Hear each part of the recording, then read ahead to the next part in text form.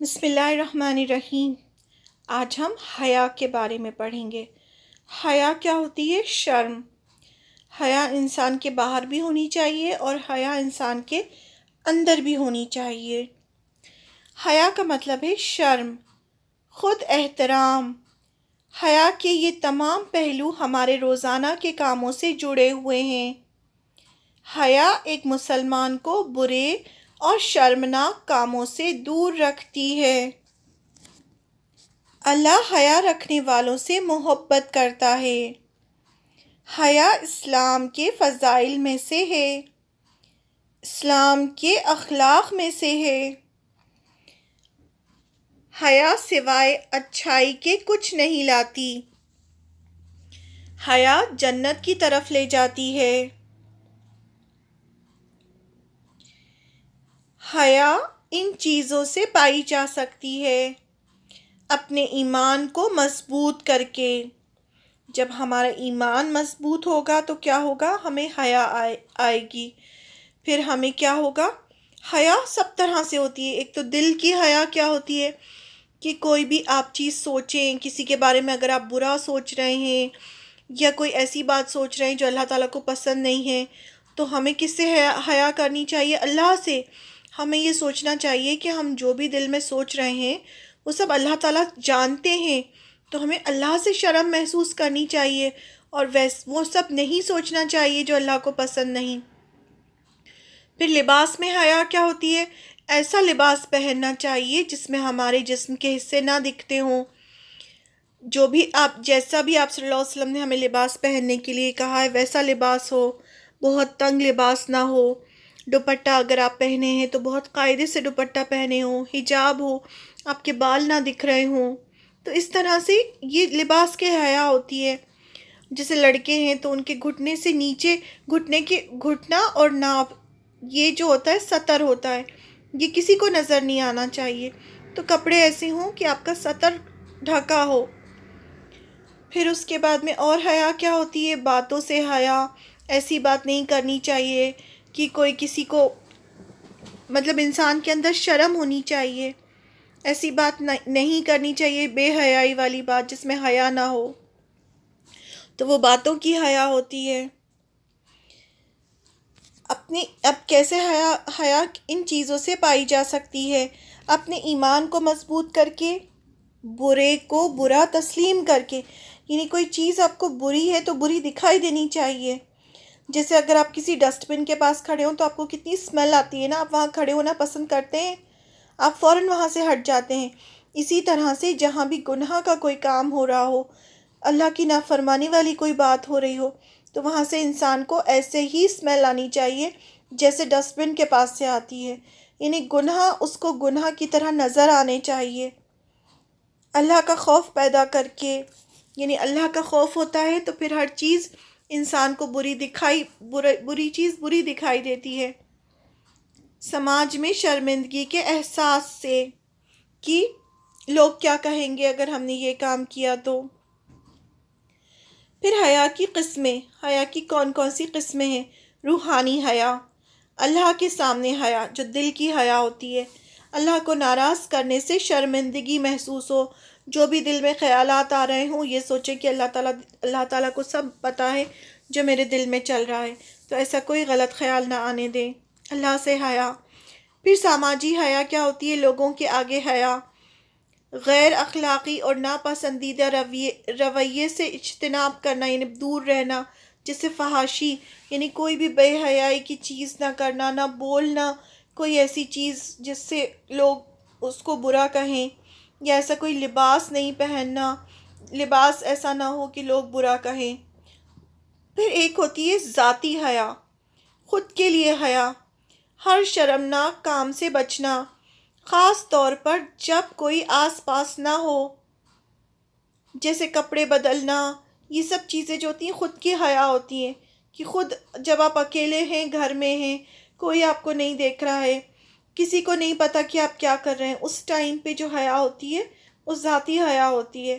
اب اس ٹائم آپ کیا واچ کر رہے ہیں، کیا آپ یوٹیوب پہ دیکھ رہے ہیں، یا آپ کس طرح سے لباس پہنے ہیں، تو یہ سب چیزیں جو ہوتی ہیں وہ ذاتی حیا ہوتی ہے۔ حیا کے غلط استعمال کی مثالیں۔ غلط کیا ہوتی ہے؟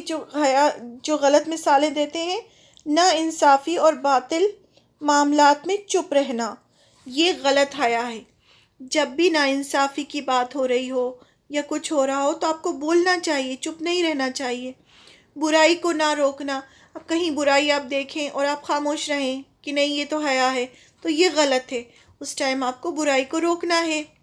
اچھائی کا حوصلہ افزائی نہ کرنا، کوئی بہت اچھا کام کر رہا ہے اور آپ نے اس کو انکریج نہیں کیا، یہ بھی غلط بات ہے۔ صحیح اور جائز کام نہ کرنا، اگر آپ صحیح اور جائز کام نہیں کر رہے ہیں تو یہ بھی غلط ہے۔ حیا پر حدیث، کیا حدیث ہے؟ لوگوں کو جو پچھلے انبیاء سے قول ملتے ہیں ان میں شامل ہے، اگر تم شرم محسوس نہ کرو تو جیسے چاہتے ہو کرو۔ کیا ملتا ہے ہمیں؟ پرانے انبیاء کا قول اور سب کچھ، کہ اگر تم شرم محسوس نہ کرتے ہو تو جیسا چاہو کرو، یعنی اگر تمہیں شرم ہے، تمہارے اندر حیا ہے، تو ہم ہر کچھ جو اپنی مرضی چاہے وہ نہیں کر سکتے، جو ہمیں اللہ تعالیٰ نے بتایا ہے، جو آپ صلی اللہ علیہ وسلم نے بتایا ہمیں وہی کرنا ہے۔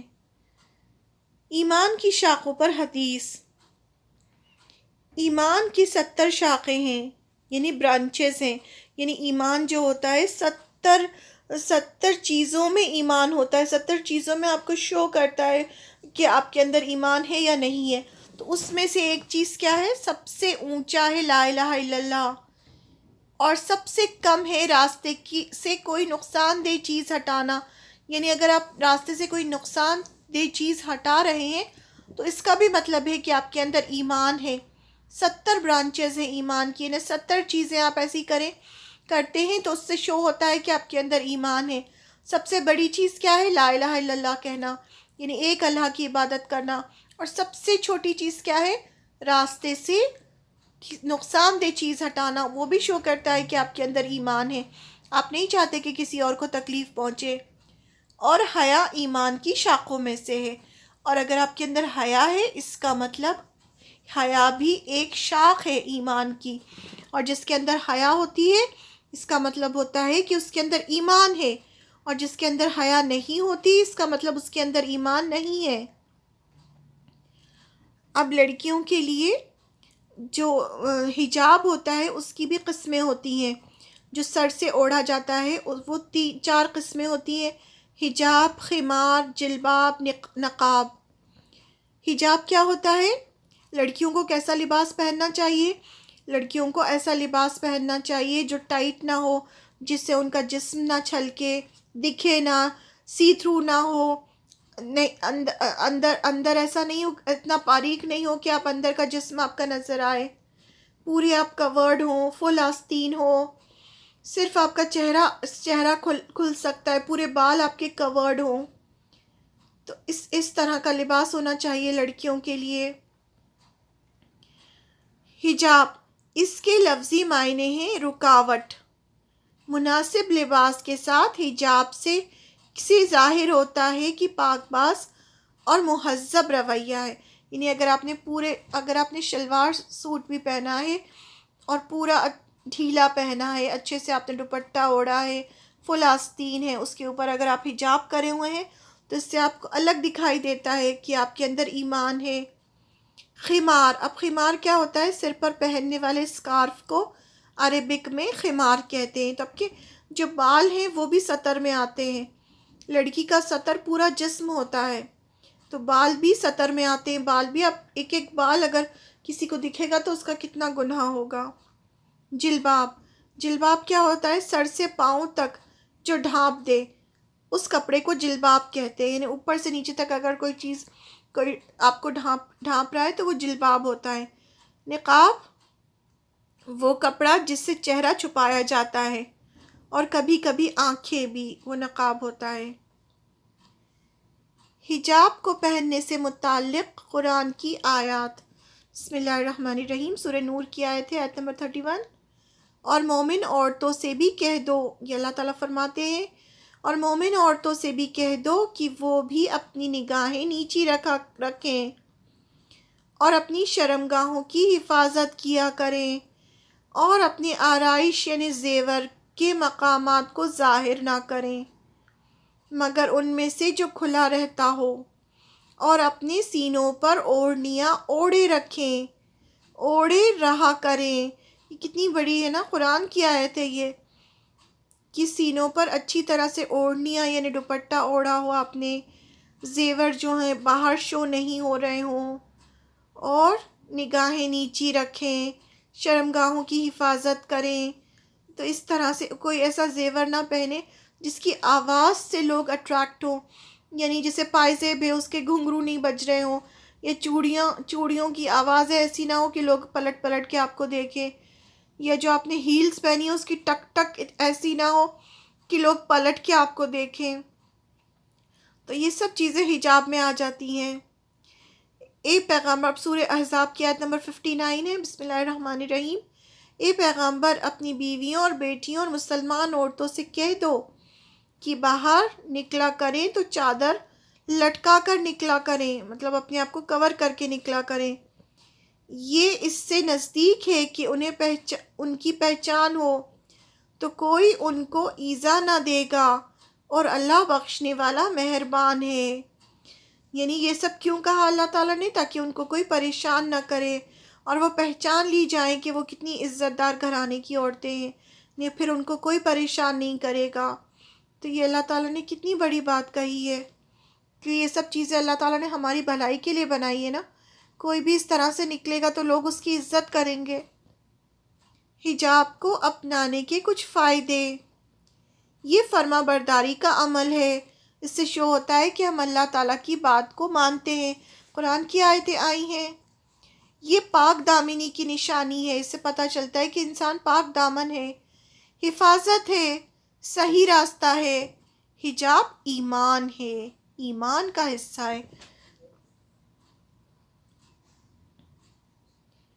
آپ کی دوست ابھی حجاب نہیں پہنتی،